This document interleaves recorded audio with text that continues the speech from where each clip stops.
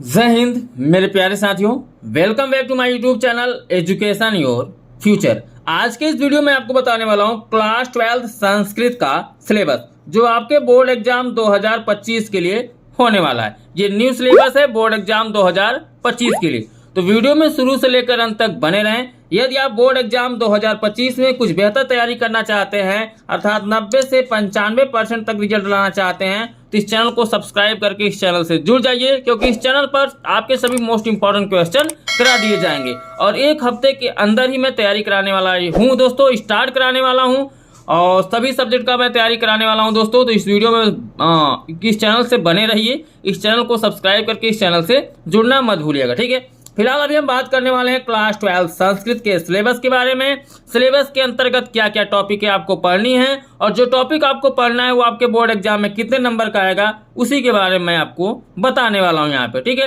तो बने रहो मेरे साथ। फिलहाल चलिए, यहाँ पे खंड डिवाइडेड है आपका क्वेश्चन।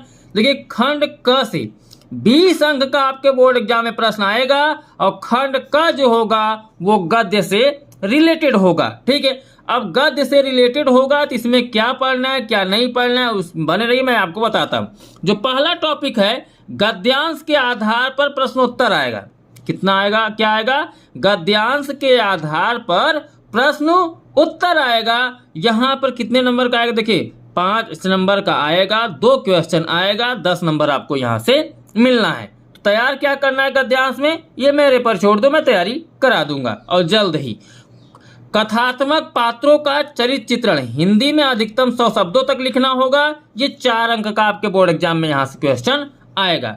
रचनाकार का जीवन परिचय एवं गद्य शैली के बारे में पूछा जाएगा, हिंदी अथवा संस्कृत में पूछा जाएगा। अधिकतम ये भी 100 शब्दों तक लिखना होगा। ये भी आपके बोर्ड एग्जाम में क्या होगा, 4 अंक का आएगा। और चौथा टॉपिक है संदर्भित पुस्तक से संबंधित बहुविकल्पी प्रश्न आएगा। 2 बहुविकल्पी प्रश्न आएगा, 1 नंबर का आएगा और 2 यहां से मिल जाएगा आपको, ठीक है। तो क्या पढ़ना होगा क्या नहीं पढ़ना होगा मैं सब तैयारी कराने वाला हूं, बने रहिएगा इस चैनल से, ठीक है। बाकी आपकी मर्जी। खंड ख जो होगा पद से आधारित प्रश्न आएगा। ये भी 20 अंक का प्रश्न यहां से आएगा। इसमें आपको देखिए, यहाँ पे श्लोक के बारे में दिया गया, द्वितीय सर्ग है, यहाँ पे श्लोक संख्या 41 है, समाप्ति पर्यंत है। यहाँ पे देखिए, फर्स्ट जो यहाँ पे टॉपिक है, किसी श्लोक की संदर्भ सहित हिंदी में व्याख्या करने के लिए आएगा, ठीक है। 5, 2, 7 नंबर का यहाँ पर आएगा संदर्भ सहित व्याख्या करने का। कोई श्लोक दिया रहेगा तो कौन सा श्लोक तैयार करना होगा ये सब बताया जाएगा।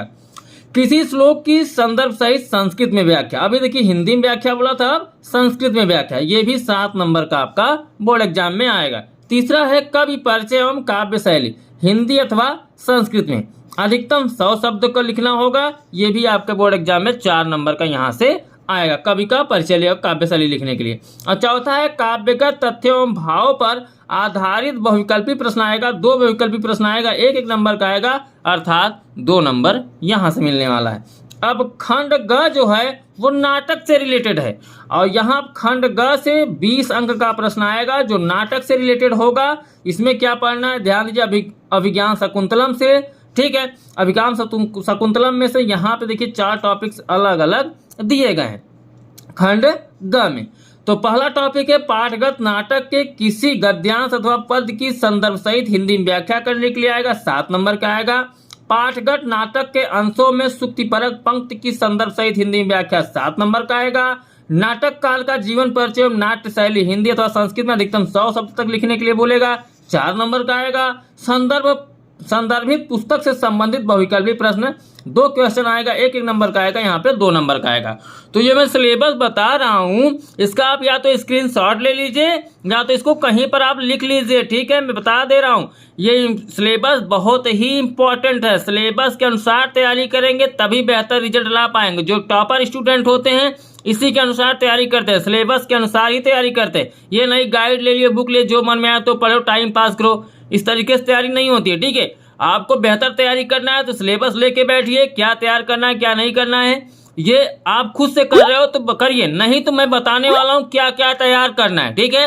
1 हफ्ते के अंदर मैं बताना सब सब्जेक्टों का स्टार्ट कर दूंगा, तो चैनल को सब्सक्राइब करके जुड़ना मत भूलिएगा। बाकी आपकी मर्जी, आपको क्या अच्छा लगता है क्या नहीं। खंड ग ख निबंध, इसमें निबंध आएगा। निबंध में देखिए 10 पंक्तियां तक लिखना होगा, जिसमें संस्कृत साहित्य पे आ सकता है, जनसंख्या पर आ सकता है, पर्यावरण पर आ सकता है, स्वास्थ्य शिक्षा पर आ सकता है, या यातायात के नियम पर आपसे निबंध पूछ सकता है, जो 10 अंक का निबंध आपके बोर्ड एग्जाम में आएगा। ठीक है, कितने अंक का होगा? 10 अंक का निबंध लिखने के लिए हो बताया पूछेगा आपसे। मैं निबंध भी बता दूंगा कि कौन सा निबंध आपको तैयार करना है जो आपके बोर्ड एग्जाम में 100% फंस जाएगा। अब देखिए खंड अंग है अलंकार, इसमें आपको अलंकार पढ़ना होगा। तो आगे का टॉपिक अगले पेज में है, चलिए उसको भी मैं आपको बता देता हूं। अब देखिए दोस्तों, यहां पे मैंने आपको बताया अलंकार के बारे में, अंग था। ठीक है, तो निम्नलिखित अलंकारों की समान आपको परिभाषा पढ़ना होगा।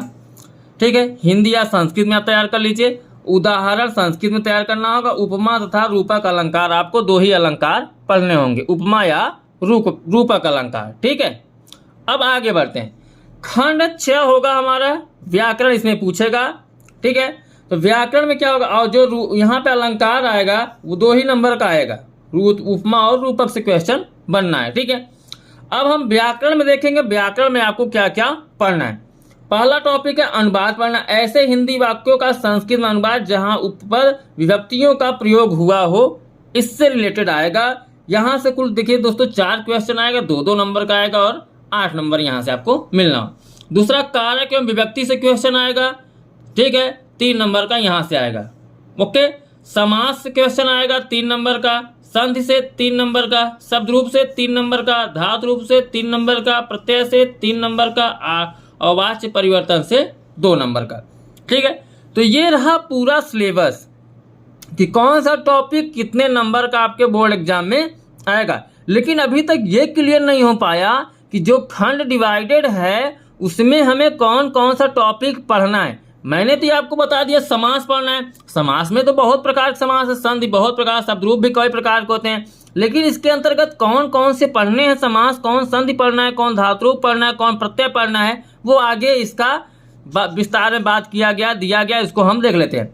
ठीक है, जैसे खंड क है गद्य, गद्य में क्या पढ़ना है, इसको आप यहाँ से यहाँ तक देख लीजिए।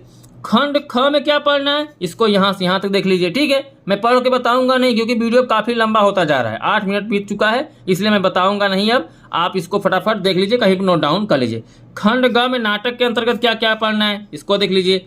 खंड घ जो है निबंध, निबंध में क्या क्या पढ़ना है, इसको देख लीजिए। अंग अलंकार है, अलंकार मैंने आपको बताया रूपक और उपमा पढ़ना है, उदाहरण सहित पढ़ना है संस्कृत और हिंदी में, इसको आप देख लीजिए। ठीक है, अब देखिए व्याकरण में क्या क्या पढ़ना है, यहाँ पे खंड 6 दिया गया। तो अनुवाद में क्या पढ़ना है, इसको देख लीजिए।